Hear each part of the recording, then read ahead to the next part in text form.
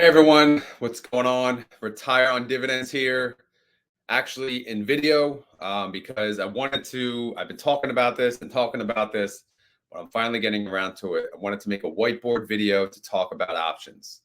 But basically, I'm going to talk about the wheel strategy, how it works, the basics around it, and how I utilize it to produce weekly income. So let's get to it. So far, no preparation. I just wrote options. Okay. So we'll take it from there. And by the way, I'm wearing my Feppy shirt. So thank you, Rex Shares, for sending the Feppy shirt, even though it's tight, but you guys can't tell. This is a large. I'm an XL, hint, hint, Scott. But anyway, let's get to it. So, what the heck is options? Well, for one, most of you who watch my channel, you're interested in the yield max funds, defiance funds, global X funds, the covered call ETF funds, we'll call them. And how are these funds able to produce such a massive yield? How are they able to pay out these massive distributions that look like a yield trap? And the answer is on the board. It's options. So they basically do the options for you and they pay out the premium that they make, or most of it, or more than they made. Either way, all funds are different, but that's not the point. The point is, we're here to explain options and how do you even begin like with options. So there's many different ways. So if you're into the stock market, the very basics, buying and selling stocks, and that's pretty much it, and you want to learn options, what's the best way? Obviously, YouTube is a great source. There's a lot of great YouTubers out there making quality content. So if you're going to go that route, I would recommend, listening to several different YouTubers that are able to explain it, because some explain it, in a very complicated way. They use big words, they speak Greek, and some explain it, very, like, I'll say your language, because everyone has to learn a different way. And then, of course, there's books. So I do have a book that I could recommend. I did read this book, Understanding Options.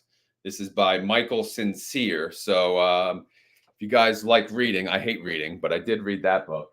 And if you're interested, it is it's a pretty good book. So outside of that, I've read articles, online, things like that.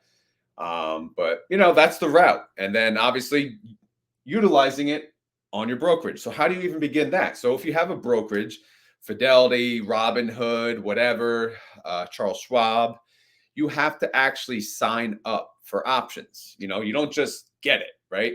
So, and when you sign up, you actually have to answer questions, because they want to make sure you are, prepared to what you're signing up for. And you have to sign up for a specific level, and they ask you all these questions. And typically, the most basic level that people like is level 2, that allows you to utilize the wheel strategy. Any less than that, you kind of can't do the wheel strategy, but level 2 should cover it. But yeah, for your protection, they ask you all these questions to make sure you're actually ready to do options. And once you sign up, it takes a while, maybe a week, and then you get approved, and then you have the ability. So what brokerage is best for options? Well, I learned on Robinhood. I have always been a big fan of Robinhood. Robinhood is the reason I got into investing, because back five years ago or so, I was always under the impression I can't afford investing. I don't want to pay these high commissions. And then Robinhood came out with, basically free trading, and they changed the game. And anyway, to the point here, I learned options on, I signed up for options on Robinhood as soon as they had it available. And it was hard. It was a lot to learn. I made many mistakes, but I learned with actual money. But that's me. I have to learn using actual money. I can't use the paper money, right? A lot of people, you should learn that way so you don't make mistakes. But that, to me, I can't. So anyway, obviously, you have to find the right brokerage. And then once you find the right brokerage, you sign up for level 2 or so options. And then once you have options and you're willing to give it a chance, what do you do now? Well, I'll say, first off, you find the stock, right? So number one, find your stock slash ETF. So ETF is exchange traded fund, by the way. So you have to, when you do the wheel strategy, you have to find a stock or ETF you are willing to own. Because when you do the wheel strategy, there is a possibility that you'll be sitting here holding these shares for an extended period of time. Because again, the wheel strategy, the thought is it's in and out, right? In and out. And we'll get to the wheel strategy in a second. But before you even can begin, you really need to understand like what stock, what ETF do you want, right? So how do you choose the stock or ETF? Well, there's many different routes. And a lot of people, number two, or I guess if this is a sub of maybe 1A, right? A.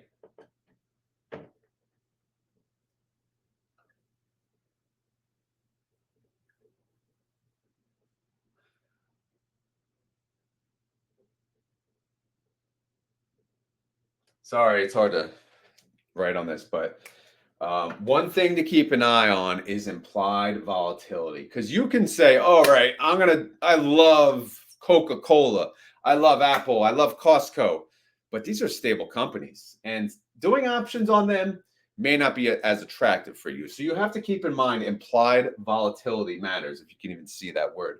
Or IV. People say IV, and it's just a quick term. It's the quick acronym of it.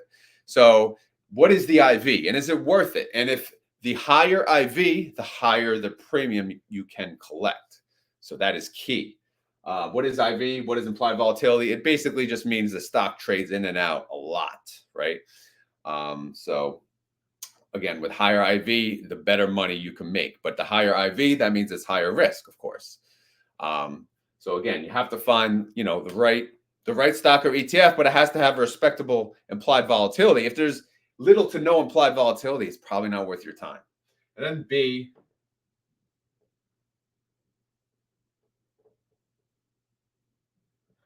does it pay a dividend, right? So if you invest in a stock or ETF that pays a dividend, that's huge, right? Because if you're stuck holding the bag, meaning if you're stuck owning the stock for too long, you don't care because you're going to get a dividend monthly, quarterly, whatever it is.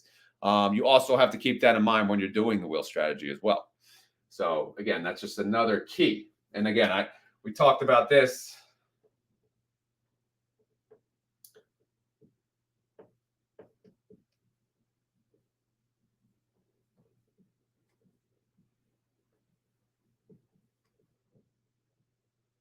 And this relates to number one, you have to be okay being a bag holder, which means you have to be okay with holding it for an extended period of time. Okay. So once you get past this, you identify a stock ETF. So just so you guys know what I have a watch list and I'll share that with you guys. I share it every week. I have a weekly series that I do. I talk about my options, but I'll share it with you guys. It's on my Discord, but I'll put it on the options channel again after I post this video. If you guys are interested, these are cheaper, ETFs that I use for the wheel strategy. But I just wanted to tell you, this is my thinking before I even get to that point. Okay. So let's move on.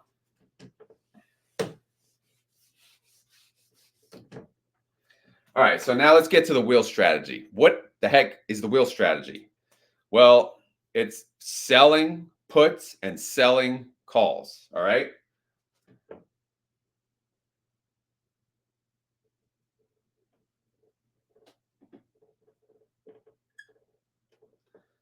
So selling puts. So what the heck is a put? This is how you begin the wheel, by the way. You sell a put. So when you sell a put, all right, you're basically committing to buying the shares for a certain price by a certain date. So let's just pick, I don't know. What do we want to talk about? What's a good stock? Let's just pick stock, I don't know, X.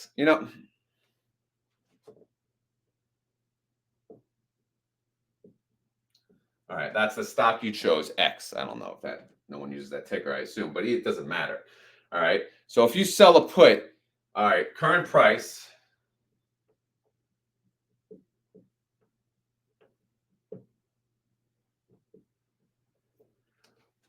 $10. So X is currently priced at $10, okay? So if you sell a put on X, you have to choose a strike price, okay? And that strike price, it could be $10, it could be $11, it could be $9. So what makes the difference? Well, again, it depends how much. What are you willing to pay for this stock? If you bought it on the open market, right now you can get it for $10, right? So you're not going to sell. You're not going to sell a put for the strike price above $10, right? I mean, you could, of course, you could, but realistically, you're basically saying, all right, I'll buy this for $11 at this expiration. But more than likely, you're not going to choose that unless you think the stock is going to go up. So let's just say you're going to choose a strike price $1 below. You're going to choose $9.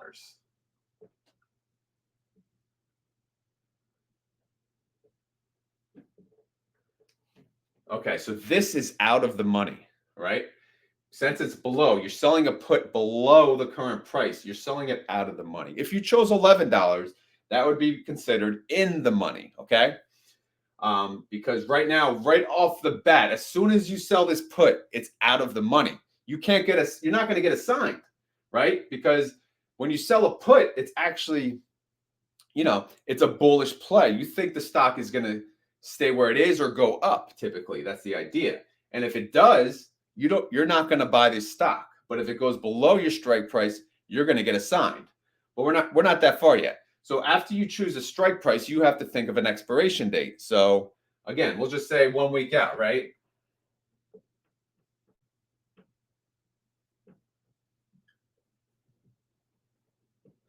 All right, so you're going to sell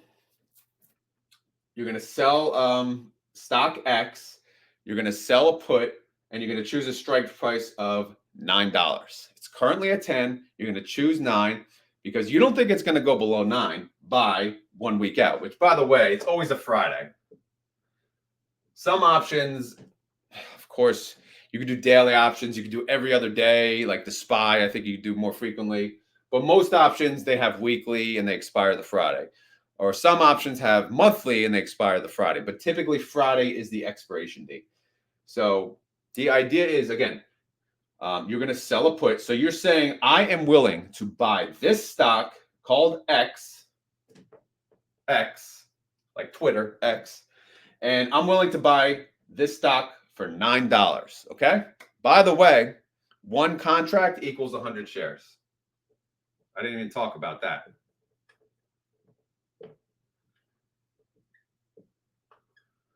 Okay. So you're going to do one contract. You're going to sell a put with a strike price of $9, which means one contract equals 100 shares. So guess what the broker is going to say? All right, give me your collateral, buddy. I don't trust you. All right, slow down, slow your roll. So you need how much money? You need what you're willing to pay for, which is $9 times 100 shares. So you need $900 in collateral.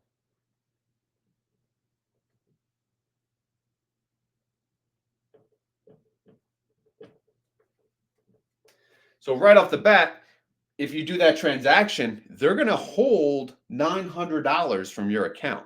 You can't use that money. Why are they holding it? Because in case you have to buy it, right? So now, okay, so why would you do this? Why would you waste your time? Well, premium income, baby. Options income, premium income. How much are they going to pay you, right? So it's 1 week out, it's $9 strike. Again, don't take these numbers are just made up. So let's just say you're going to make 10 cents per share.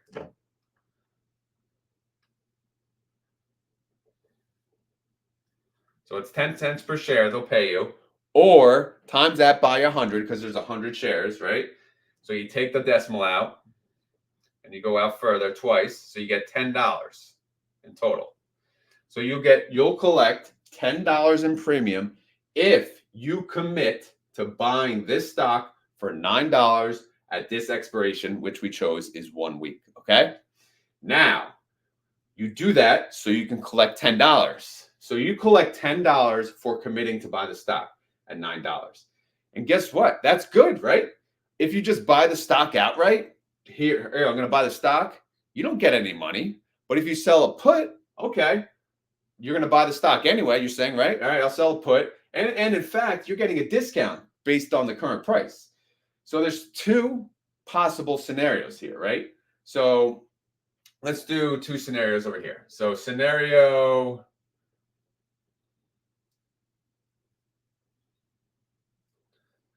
one.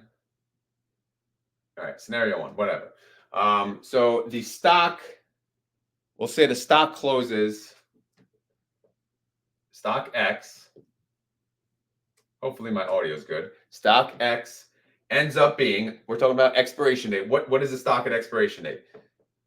Is at $11. So if expiration date comes, the market closes, it's at $11. Does anything happen here? What happens with your put? Guess what happens? You were right. So you thought, right? You thought there's no way it's going to go below 9. Since it did not go below 9, in fact, it went up. Guess what happens? No, it expires worthless. The contract expires worthless. So guess what? You get your collateral back. Collateral of $900 back, and you keep the premium.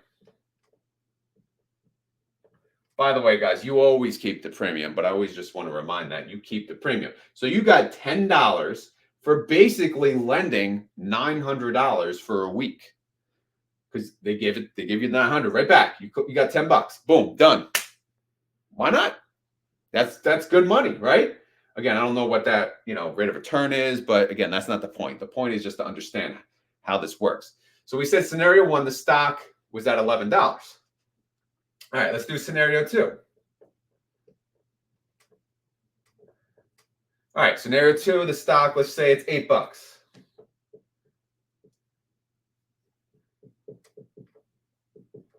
All right, stock X is $8. All right. When you sold the put for $9, you probably didn't think it was going to go below 9, but it went to $8 at expiration. So guess what happens? You get assignment. So you have to buy these shares at $9.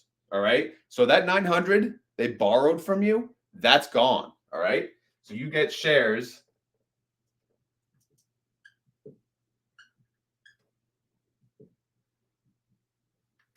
at $9. Your cost basis is $9. Even though the stock is $8, that doesn't matter. You were committing to buying the stocks for $9. So your 900 is gone. And guess what? Your cost basis is high, right? Because you're already losing, right? If the stock's at 8, you bought these at 900. So why did you do that? What happened? Well, premium. You still keep the premium. You still got $10. So technically, you could say your cost basis is 10 cents less per share. Most people do that. I do not. But again, that's another story. All right. So obviously, if you think about we'll just do scenario 3. If it ends at $10, it's the same thing as scenario 1. Again, if it's above $9, you're good. If it's below $9, scenario 2, you get assignment. Okay. So what happens at assignment? What happens next? What are you going to do? You own the shares. All right. You own the shares. So let's talk about that. The wheel is beginning. Okay. The wheel is beginning. I'm going to have to erase this to make the wheel. All right. So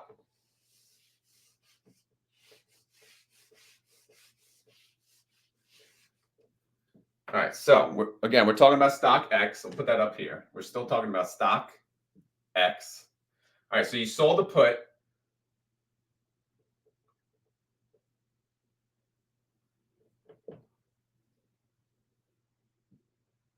$9, you got assigned. 100 shares, $9, okay? $9, 100 shares. All right, it got assigned. You now own stock X at $9 per share. So what do you do next? It's currently right? It's at $8.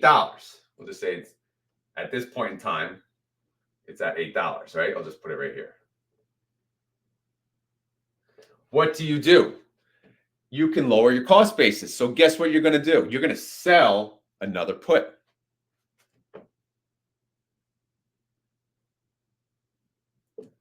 This time, you're going to choose a strike of $7. Okay? And guess what? The stock can go down. Let's just say you get assigned again. Okay. The stock is now at 6. You get assigned another 100 shares at $7. But now you own 200 shares. Cost basis $8 per share. All right. Current stock price $6. So what do? You either wait, you let the stock recover, or you sell puts at $5, or you sell puts at $6, or even $7. What I do personally, I sell puts below my cost basis. So in this example, I got assigned 2 times, right? I got assigned at $9. I got assigned at $7. My cost basis is $8. So I will sell puts below $8. If the stock recovers, if the stock hits $8 or above, guess what? I could still sell puts, right? So let's just say it eventually goes $8. Oh, it recovered. Yes, it recovered. So what can I do? Well, screw it. I'm still going to sell puts. I'm going to sell a put.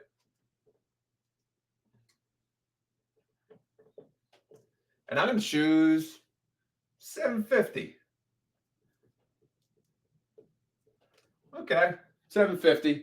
And obviously I'm putting collateral up every time, right? In this example, I put $700 collateral. In this example, I'm putting $750 collateral, okay? But I'm selling a put, I'm collecting premium because I don't care if I get assigned, because if I get assigned, I'm going to lower my cost basis again, okay? Again. Now, at the same time, I own 200 shares. See these shares? I own 200 shares. What am I going to do? They're sitting here. La, la, la, la, la, la. Well, the stock's at $8. My cost basis is $8. I'm selling calls. I'm going to sell calls at $8. So what the heck is a call? What does that mean? So, when people buy and sell stocks, they buy and sell for a profit. So, obviously, I'm committing, just like the put, I'm committing to buying. The call is I'm committing to selling. So obviously, to sell a call, you have to own the shares, all right? You have to own at least 100 shares to do one contract. But in this example, I own 200 shares. But I'm going to use one contract, right? One contract, so which is 100 shares. And I'm going to sell call $8 strike price. What does that mean? That means I'm saying I will sell my shares at $8. What expiration? 1 week, right? 1 week X. So I'll sell my shares at $8 with a 1 week expiration. So back to the scenarios. There's 2 scenarios. If, by the way, selling calls is a bearish play because typically you don't want your shares to be sold, typically. But in the wheel strategy, you don't care. That is the beauty of it. You don't give a damn about scenario 1 or scenario 2. But let's go through it. All right, scenario 1. Scenario 1, I don't even know what I wrote there, but scenario 1, stock goes above $8. X equals $9. So it's like, oh, man, that sucks, right? Because you're selling calls, you're bearish. You think it's going to go down, but it actually went up. All right, so it went up, and it's $9 at expiration. The market closed. Boom. What's going to happen? You're going to get assigned. So you have to sell at $8. Your shares are gone. You sold at $8. But keep in mind, you got a premium here. You collected a premium, baby. You said, you know what? Here, I'll lend my shares out. Give me that premium. Give me that. So you collected a premium, and the risk, this was the risk. The risk was the stock could go up and you'll lose out on capital appreciation. So you lost out on a dollar per share appreciation, which sucks. But guess what? You still collect the premium. The consistent is always collecting the premium. So you had to sell your shares at $8. They're gone. But guess what? You collected the premium. You still have the premium. But even better, scenario two. What is scenario two? X closes at $7. All right.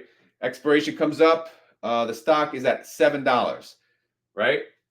No one's going to want to buy your share at $8. Okay. No one's going to want to buy your share. So obviously that contract expires worthless. Okay. So you said, I am willing to sell my shares at $8. Okay. At $8 at expiration. They'll take the shares if it's above $8. But since it's not above $8, it's actually at $7, then they don't want it. So this expires worthless. So you collect the premium. Well, no, I'm sorry. Yeah, it expires worthless. You get your shares back, number one.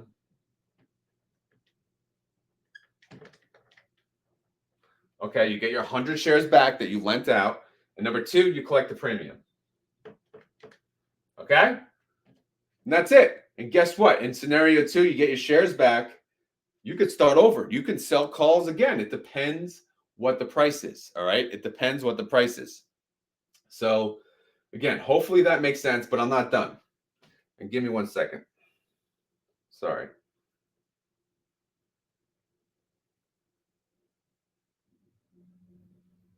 Okay, so let me erase this.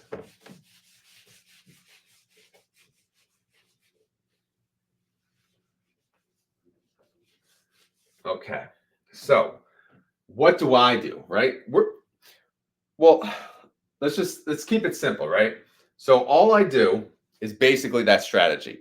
And I didn't talk about the buyer side. You know, on each side, there's always a buyer that's willing to pay you that premium, or we'll call them, market makers. There's always someone willing to do that. And I'm not going to talk about that because as a wheel person, I do the wheel strategy. I only want premium. I'm not paying premiums out. I am collecting premium. Okay. So what do I do? What is my strategy? Well, I do the wheel, right? So there's all different parts to it. So here's the wheel. Why do they even call it the wheel, right? How does that? Does that look like a wheel? Sure, that looks like a wheel, right? But yes, you begin the wheel by selling puts. So you sell puts, all right?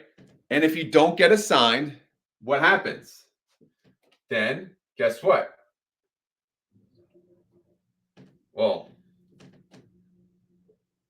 you sell another put. Okay? But what if you get assigned? Then to me, you're in the wheel. You're in the wheel. Then you're selling calls, right? I mean, technically, you're selling put is, I guess you're in the wheel. But then you're selling calls. Then you're really in the wheel. If you don't get assigned, you keep selling calls, right? Until you get assigned, and then you're selling puts again. But all you're really doing is you're lending out your money. You're lending out, when you sell puts, you're lending out money, okay? To commit to buying shares, and you don't care if you get assigned, because if you get assigned, you're going to lend your shares out to collect money for selling the shares, okay? Does that make sense? I hope it makes sense. All right, but now let me just get into my strategy. What the heck do I do? Well, I trade TSLL. So the ETF that I use, I can't write. Oh my God.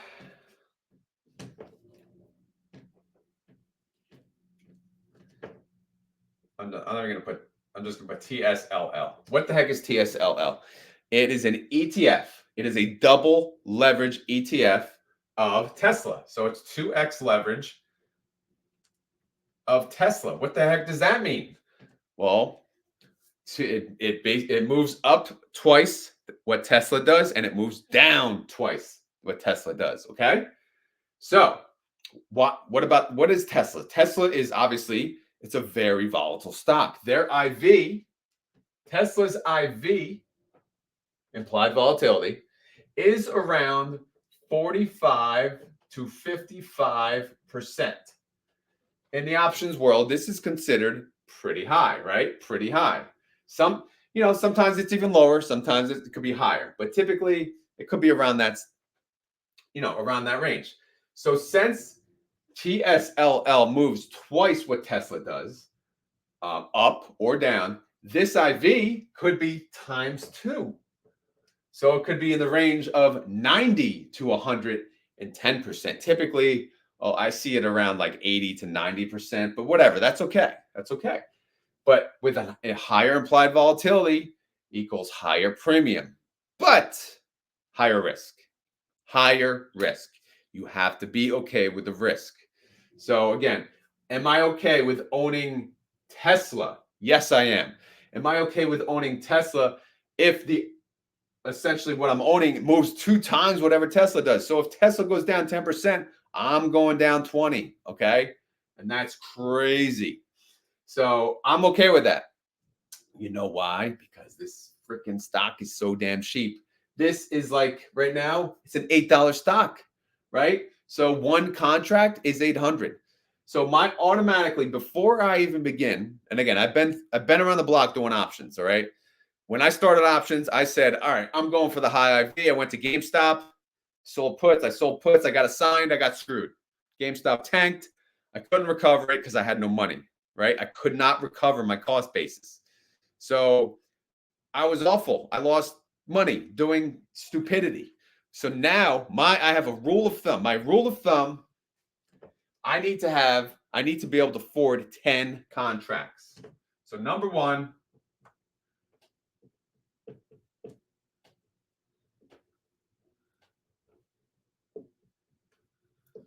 why 10 contracts? Why? Well, because if I get assigned on my put, guess what? I can sell another put. If that gets assigned, I will sell another put. If that gets assigned, I will sell another put. I will continue to sell puts until I lower my cost basis enough and until the stock recovers. And 10, is that a good number? Maybe, maybe not. But to me, it's been working and it's a solid number. So so how much for this one? Again, it's an $8. It's an $8 stock. So what do I need? I need to be able to afford 10 contracts. So what is that? That's 8 times 100 times 10, right? Because one contract is 800. So, and then 10 contracts is 8,000. So TSLL, I'm not trading it unless I got 8,000 bucks. And luckily I do. That's not, some people that's a lot of money, some people it's not. For me, it's a lot of money, but that's what I'm willing to trade on. Okay. So that's rule number one for me. I need to be able to afford 10 contracts, obviously. And that is really the only rule I have, to be honest. And we talked about this before. I have to be okay with owning the stock. So, which I am. All right. So now that that's settled, again, you guys can do whatever you want, but that's just my rule. Okay. So again, let's just say it's $8, right? I'll sell a put.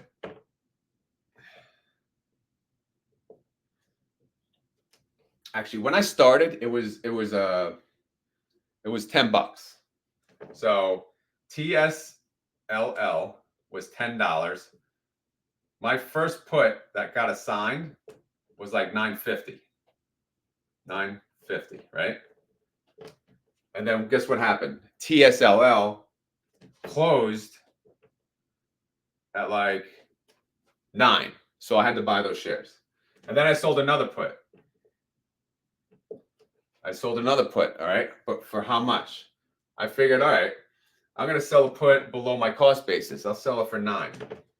So at that point, TSLL was 9. My put was 9. And then it closed. Guess what? It kept going down. It closed at 8. So crap. I got assigned 100 shares at 9.50, and then I got assigned 100 shares at 9, and it kept going down and down and down and down. In the end, I had like 8 contracts. I had 8 contracts, all got assigned. I owned like 8, I forget, it was 7 or 800 shares. I'm like, crap. So I was like, shit, this is not working. So excuse my language.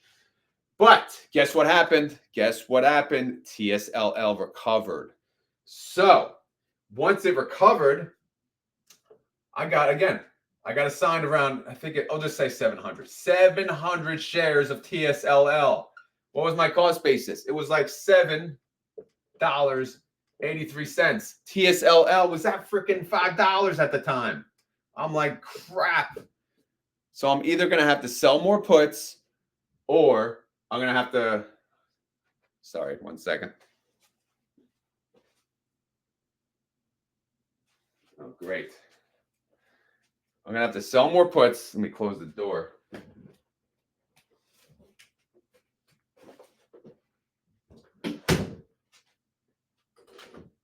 So you try to do a video when no one's home, and then everyone comes home.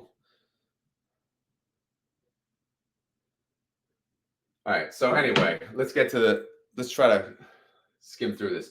So I was going to have to sell more puts. I had 3 more contracts I could afford to lower this cost basis, but that was low. But luckily, TSLL went up.